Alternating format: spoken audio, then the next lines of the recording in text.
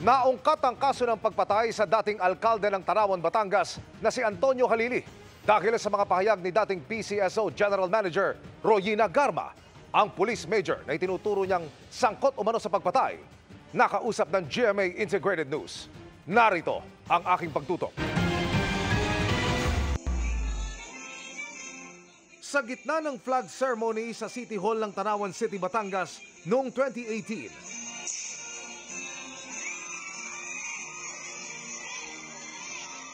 binaril at napatay ng isang sniper ang alkalde ng Luzon na si Antonio Halili.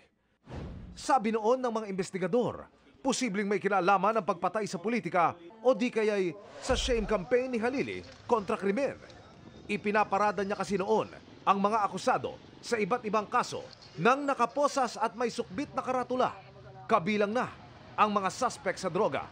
Pero napabilang pa rin siya sa tinaguriang Duterte Drug List o yung listahan ng mga umunoy protector, financier at drug lord sa bansa na inilabas ni dating Pangulong Duterte. May persons of interest noon ang pulisya pero walang naaresto kahit isa. Makalipas ang 6 na taon, muling naungkat ang kaso ni Halili nang banggitin ito sa Quadcom hearing sa Kamara ng dating police colonel at kilalang malapit kay Duterte na si Royina Garma.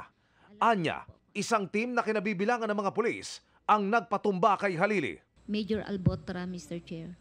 Major? Albotra of Region 7. Pinagmalaki niya sa akin noon. Oh, talaga, sabi ko, how did you do it?